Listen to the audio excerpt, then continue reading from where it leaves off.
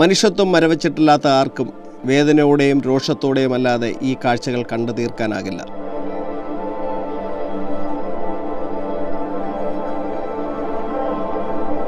ഇത് കണ്ടിട്ട് നിങ്ങൾക്ക് പ്രതികരിക്കുവാൻ തോന്നുന്നു എങ്കിൽ അത് സ്വാഭാവികം മാത്രം. അതിമനോഹരിയായ അഷ്ടമുടിക്കായലിലെ ഒരു തുരുത്താണിത്.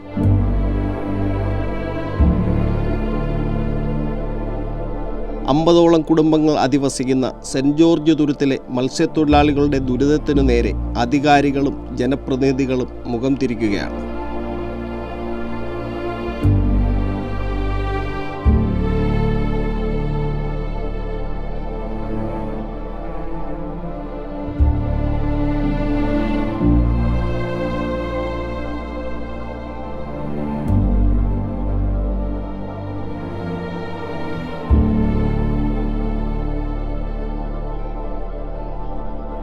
മൂന്നേ മുക്കാലായപ്പം കയറിയ വെള്ളമാണ്. ഇനി ഇത് പറ്റി വരാൻ 12-1 മണിയാവും. അത് കഴിയുമ്പം വീണ്ടും സന്ധ്യയാകുമ്പം വീണ്ടും വെള്ളം വരുന്നുണ്ട്. മുട്ടപ്പം വെള്ളം വീടിനകത്ത്. ജോലിക്ക് പോയിക്കൊണ്ട് വന്നാൽ വീട് സ്വസ്ഥമായിട്ടൊന്നും ഉറങ്ങാൻ പറ്റുന്നില്ല. 3 മണിയൊക്കെ എന്ന് പറയുമ്പോൾ നമ്മൾ നല്ല വൃത്തിയിൽ ഉറങ്ങുന്ന സമയമാണ്. ആ സമയത്തൊക്കെ വെള്ളം കയറി നമുക്കെങ്ങനെ കിടക്കാൻ പറ്റും? വീട്ടിലെ ഉപകരണം മൊത്തം നശിച്ച് ഒരു കർമ്മത്തിനും കൊള്ളത്തില്ല. ഇനി അലമാരിയൊക്കെ പിടിച്ചാൽ തുറന്നു വരത്തില്ല. ഇപ്പം മൊത്തത്തിൽ നാറിപ്പോയി.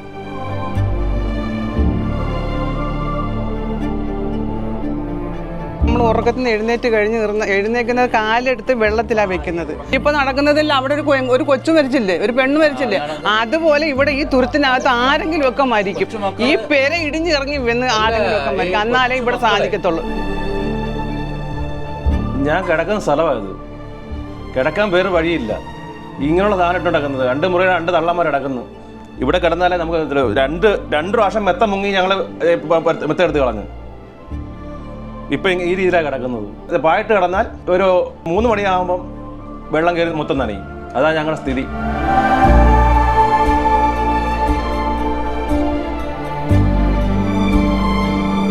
അറവ് മാലിന്യങ്ങളും കക്കൂസ് മാലിന്യവും കായലിൽ തള്ളുന്ന പ്രബുദ്ധരായ ജനങ്ങൾ ഒരിറ്റു കുടിവെള്ളത്തിനായി ഈ കൊച്ചുമകൻ കാണിക്കുന്ന സാഹസം ഒന്ന് കണ്ടിരിക്കണം.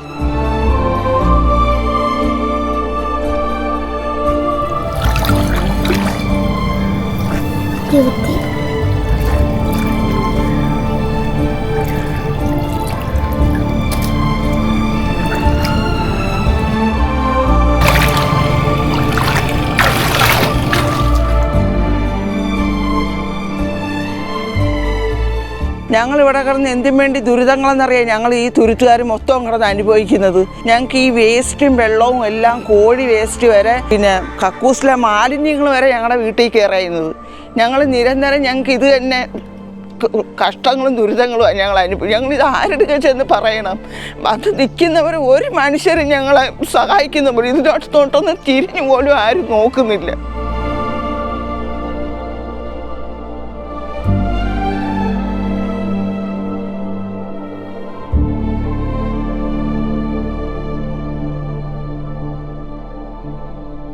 സെൻറ് ജോർജ് ഐലൻഡിൽ ഞാൻ ഇപ്പോൾ സെമിനാരി എന്ന് പറയുന്നൊരു സ്ഥാപനം ഉണ്ട്. അവിടെ അച്ഛന്മാർ വർക്ക് ചെയ്യുന്ന സ്ഥലമാണ്. അവർക്ക് ഫുഡ് ഉണ്ടാക്കാൻ പോകുന്നത് ഈ ചെളിയും താണ്ടി, ഈ വേസ്റ്റും താണ്ടി, ഇതെല്ലാം താണ്ടിയാണ് ഞങ്ങൾ വെളുപ്പിനെ പോകുന്നത്.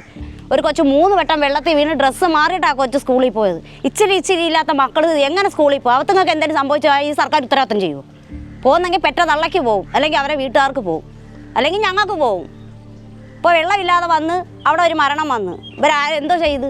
കിടപ്പിൽ കിടക്കുന്ന രോഗികൾ വരെ കട്ടിലിൻ്റെ പുറത്ത് കുത്തിയിരുന്നാണ് നേരം വെളുപ്പിക്കുന്നത്. ഇന്നലെ രാത്രി 9 മണിയായപ്പോൾ വേലിയേറ്റം തുടങ്ങിയതാണ്. ഇതുവരെ ഇറങ്ങിയിട്ടില്ല. ഇപ്പം ഞങ്ങൾ പരാതി കൊണ്ട് കൊടുത്തപ്പോഴത്തേന് കളക്ടറിന് കൊണ്ട് കൊടുത്തപ്പം പറഞ്ഞ് കളക്ടറല്ല ഇത് ചെയ്യേണ്ടത് മേയറിൻ്റെ അടുത്ത് എന്ന് പറഞ്ഞപ്പോൾ മേയർ പറയാം ഇങ്ങനെ ഒരു ഫണ്ട് ഞങ്ങൾക്ക് അനുവദിച്ചിട്ടില്ലെന്ന്. മേയർ ഞങ്ങളുടെ പറഞ്ഞേ ഇതിനൊക്കെ ഫണ്ടുണ്ട്. മുകേഷുമായിട്ട് വന്നപ്പോഴത്തേന് അവർ അപ്പുറത്തെ തുരുത്തിൽ തോമസ് ഐലൻഡിൽ നിന്നുകൊണ്ടാണ് മേയർ പറഞ്ഞത്. പിന്നെ ഫണ്ട് അനുവദിച്ച് കിടക്കുക, നിങ്ങൾക്ക് എത്രയും പെട്ടെന്ന് ഇതിന് വേണ്ടുന്നതെല്ലാം ചെയ്തു തരാമെന്ന് വരെ പറഞ്ഞവരാ. ഇപ്പം ഞങ്ങൾ പരാതി കൊണ്ട് കൊടുത്തപ്പോൾ അവർ പറയുന്നത് ഇതിന് ഫണ്ട് അനുവദിച്ചിട്ടില്ലെന്ന്. അപ്പം ജയിക്കുമ്പോൾ ഓരോ സ്വഭാവ രീതിയാണ് അവർ പറയുന്നത്. ഞങ്ങളിവിടെ കിടന്ന് എന്തിനു വേണ്ടി ദുരിതങ്ങളെന്നറിയാം. ഞങ്ങൾ ഈ തുരുത്തുകാർ മൊത്തം കിടന്ന് അനുഭവിക്കുന്നത്. ദീപു മെമ്പർ പറഞ്ഞ് ഏതെങ്കിലും ഒരു ഫണ്ട് എടുത്ത് അവർക്ക് എന്തെങ്കിലും ഒന്ന് ചെയ്തു കൊടുക്കാൻ പറ്റിയ അത്ര ആശ്രയം. അതിന് ഫണ്ടില്ല. ഏത് ഫണ്ടാണ് ഞങ്ങൾ കണ്ടെത്തേണ്ടതെന്ന് അവർ ഞങ്ങളടുത്ത് ചോദിക്കുന്നത്. ഒരു കാര്യത്തിനൊരു ഫണ്ടില്ലെങ്കിൽ പിന്നെ ബാക്കിയുള്ള കാര്യങ്ങൾ ഇവർ ചെയ്യുന്നതോ? എന്തെല്ലാം ആവശ്യമില്ലാത്ത ഓരോ കാര്യങ്ങൾ അവർ ചെയ്യുന്നു. അവിടെ കൊണ്ടൊരു ക്യാമറ വെച്ചേക്കുന്നു. എന്തോ ഫലമുണ്ട്? മാലിന്യം മൊത്തം വരുന്നത് ഈ തുരുത്തിനകത്താണ്. പാലത്തിൽ കൂടെ പോകുന്ന വേസ്റ്റ് തള്ളുന്നത് കായലിൽ കൂടെ വന്ന് തട്ടുക, ഇവിടെ ഇടുക.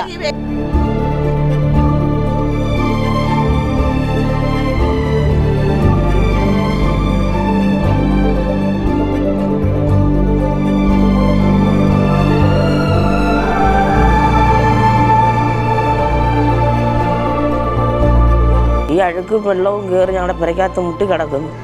ഞങ്ങൾ ആഹാരങ്ങൾ വെച്ചിട്ട് ഒരുപാട് ആഴ്ചകളായി. ഹോട്ടലിൽ നിന്ന് മേടിച്ച് ഞങ്ങൾ പാരത്തിന്നോട്ട് കിടക്കുക. ബാത്റൂമിനകത്തൊക്കെ ഞങ്ങൾ ഇങ്ങനെ വെള്ളം ഒഴിച്ച് കളയും, വെള്ളം കോരി ഒഴിച്ച് കളയും. ഞങ്ങൾക്കൊരു സീവാൾ കെട്ടിത്തരണം ഇവിടെ.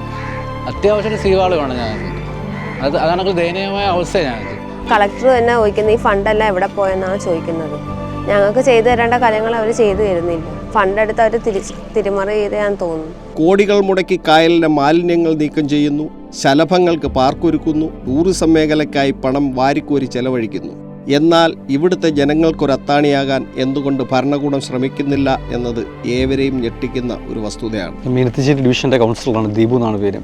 അപ്പോൾ എൻ്റെ ഡിവിഷൻ്റെ ഭാഗമായി വരുന്ന ഈ Saint George Island, Thomas Island, Joseph Island, മൊത്തത്തിൽ 9 തുരുത്തുകളാണുള്ളത്. അതിൽ ഈ 3 തുരുത്തുകളിൽ ഈ വർഷം സമാനതകളില്ലാത്ത വേലിയേറ്റ പ്രശ്നം രൂക്ഷമായ തുരുത്തുകളാണ്. അതിലേറ്റവും കൂടുതൽ ബാധിച്ചിരിക്കുന്നത് saint George island. Saint George ഐലൻഡിൽ ഒരു ഭാഗത്ത് പോലും നമുക്ക് ഈ സംരക്ഷണ ഭിത്തി, സൈഡ് വാളോ അങ്ങനെയുള്ളത് ഒന്നുമില്ല. ഇപ്പോൾ ഈ ഏറ്റ സമയത്താണെങ്കിൽ ഇപ്പോഴൊക്കെ ആണെങ്കിൽ ഒരു 10 മണി അല്ലെങ്കിൽ ഒരു 11 മണിയൊക്കെ ആകുമ്പോഴത്തേക്ക് ഏറ്റത്തിന് വെള്ളം കയറി കഴിഞ്ഞ് കഴിഞ്ഞാൽ ഈ വെള്ളം ഇറങ്ങി പോകുന്നത് പിറ്റേന്ന് രാവിലെ 10 മണിയാകുമ്പോഴത്തേക്കാണ്. ഇത്രയും സമയം ഇവർ ഉറങ്ങാതെ പ്രായമായ അമ്മമാരുണ്ട്, കിടപ്പ് രോഗികളുണ്ട്, കുട്ടികളുണ്ട്, വളരെ ദുരിതത്തിലാണ്. ഒരു പ്രശ്നമെന്ന് വെച്ച് കഴിഞ്ഞാൽ നമ്മൾ ഈ കാണുന്ന നടക്കുന്നത് ചുമ്മാ വെള്ളം മാത്രമല്ല കയറുന്നത്. അഷ്ടമുടിക്കായലിൽ കിടക്കുന്ന എല്ലാ മാലിന്യങ്ങളും എന്ന് വെച്ചാൽ കോഴി വേസ്റ്റ് ആണെങ്കിലും കക്കൂസ് മാലിന്യമാണെങ്കിലും ഉൾപ്പെടെയുള്ള മാലിന്യങ്ങളാണ് ഇവരുടെ വീടുകളിലേക്ക് കയറി ചെല്ലുന്നത്.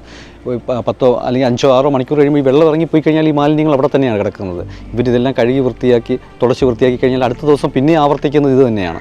ദുരിതങ്ങളെന്ന് വെച്ചാൽ ദുരിതങ്ങളുടെ പുറത്ത് ദുരിതങ്ങൾ അനുഭവിക്കുന്ന കൂട്ടരാണ്. ഇവരൊന്നും നമുക്ക് പുനരധിവസിപ്പിക്കുക എന്നുള്ളത് പ്രായോഗികമല്ല. കാര്യം ഇവിടുന്ന് ഇവരെ മാറ്റി വേറെ എവിടെയെങ്കിലും കൊണ്ട് താമസിപ്പിക്കുക എന്നത് നമുക്ക് ഒരിക്കലും നമുക്ക് കഴിയുന്ന കാര്യം. കാര്യം ഇവരുടെ ഉപജീവന മാർഗ്ഗങ്ങൾ ഉൾപ്പെടെയുള്ളത് ഈ കായലും അഷ്ടമുടി കായലുമായിട്ട് ബന്ധപ്പെട്ട് കിടക്കുകയാണ്. ഭർത്താക്കന്മാരാണെങ്കിൽ അവർ കായൽ പണിക്ക് പോകുന്നതുകൊണ്ട് മത്സ്യം കൊണ്ടുവരുന്നു, അല്ലെങ്കിൽ കക്ക വാരിക്കൊണ്ടുവരുന്നു. ഇത് കൊണ്ടുവന്ന് ചന്തകളിൽ കൊണ്ട് കച്ചവടം ചെയ്തിട്ടാണ് ഇവിടുത്തെ ചേച്ചിമാർ അത് ചന്തയെ കൊണ്ടുവന്ന് കച്ചവടം ചെയ്യുന്ന, അതാണ് അവരുടെ ജീവിത മാർഗ്ഗങ്ങൾ. നമ്മൾ ഇവിടുന്ന് ഇപ്പോൾ ഈ വേലിയേറ്റ പ്രശ്നങ്ങളുണ്ട് എന്നുള്ളത് മനസ്സിലാക്കിക്കൊണ്ട് ഇവർ ഇവിടുന്ന് മാറ്റി വല്ല ഫ്ലാറ്റോ കാര്യങ്ങളൊക്കെ പണി വേറെ എവിടെയെങ്കിലും കൊണ്ട് താമസിപ്പിച്ച് കഴിഞ്ഞാൽ അത് പ്രായോഗികമല്ല. കാര്യം ഇവർക്ക് ജീവിക്കാൻ വേറൊരു മാർഗ്ഗമില്ല. ചെറിയ വള്ളങ്ങളൊക്കെ ഉള്ളതാണ് മിക്കവാറുള്ള ആളുകൾ. അപ്പോൾ നമുക്കിവിടെ ചെയ്യേണ്ടതെന്ന് വെച്ചാൽ ഇതിന് ചുറ്റും സംരക്ഷണ ഭിത്തി കെട്ടുക എന്നുള്ളത്. സംരക്ഷണ ഭിത്തി കെട്ടി കായലിൽ കിടക്കുന്ന മണ്ണ് ഡ്രഡ്ജ് ചെയ്തിട്ട് പൊക്കിക്കഴിഞ്ഞ് കഴിഞ്ഞാൽ നമുക്കൊരു പരിധി വരെ ഇത് കുറയ്ക്കാൻ പറ്റും.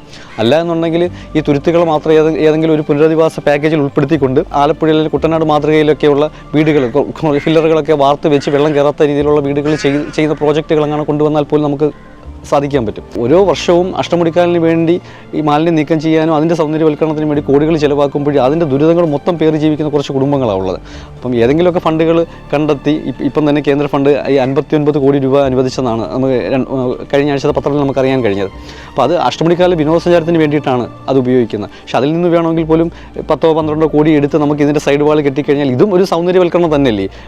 പല നാടുകളിലുള്ള അല്ലെങ്കിൽ വിദേശികൾ ഉൾപ്പെടെയുള്ള ആളുകൾക്ക് വന്ന് നമ്മുടെ പ്രദേശത്ത് ജീവിക്കുന്ന ഈ ചുറ്റുപാടിൽ ജീവിക്കുന്ന ആളുകളുടെ ജീവിതങ്ങൾ അവർക്ക് ഒപ്പിയെടുക്കാൻ പറ്റും. അവർ മത്സ്യബന്ധനത്തിന് പോകുന്ന രീതികൾ അവർക്ക് അറിയാൻ പറ്റും. ഈ കൊണ്ടുവരുന്ന കക്കയും ചിപ്പിയും മുരിങ്ങയൊക്കെ എങ്ങനെയാണ് അത് പൊട്ടിച്ച് അവർ എടുക്കുന്നതെന്നുള്ള രീതിയിൽ എടുക്കാൻ പറ്റും. അപ്പോൾ ഇതുമായി ബന്ധപ്പെട്ട് കളക്ടറെ കാണുകയുണ്ടായി, അതുപോലെ മേയറേയും കണ്ടിട്ടുണ്ടായിരുന്നു. അപ്പോൾ മേയർ പറഞ്ഞ് നമുക്കൊരു പുതിയൊരു പ്രോജക്റ്റ് ആക്കി വെച്ച് ഗവൺമെൻറ്റിന് സമർപ്പിക്കാമെന്നതാണ് പറഞ്ഞത്. പക്ഷേ അതിന് കാലതാമസം എടുക്കുമായിരിക്കാം. ബന്ധപ്പെട്ട അധികാരികൾ ഇവരുടെ ദുരിതങ്ങൾ മനസ്സിലാക്കി ഇവർക്ക് വേണ്ട സഹായങ്ങൾ ചെയ്തു കൊടുക്കണമെന്നൊരു അഭ്യർത്ഥന മാത്രം.